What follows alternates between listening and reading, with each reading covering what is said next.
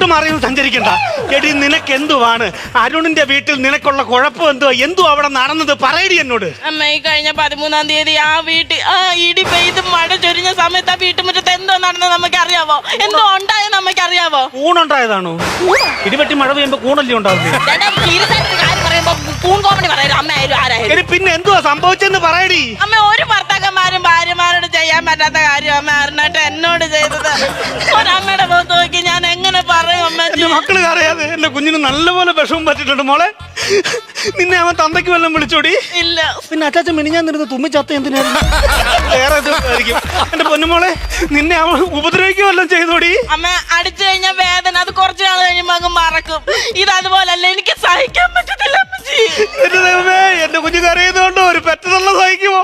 എന്റെ കുഞ്ഞിന് എന്തോ നല്ല നല്ല കുഴപ്പങ്ങൾ അവിടെ വെച്ച് സംഭവിച്ചിട്ടുണ്ട്. എന്റെ പൊന്നുമോള് പറയാടി, അവനെ ഞാനേ കുടുംബ കോടതി കയറ്റും. പറയടി, എന്തോ അവൻ ചെയ്തത്? 13-ാം തീയതി എന്റെ ബർത്ത്ഡേ അല്ലായിരുന്നു.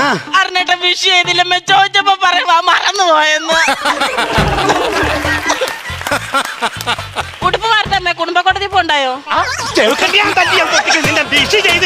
കൂട്ടുമാറിയൊന്നും സഞ്ചരിക്കണ്ട.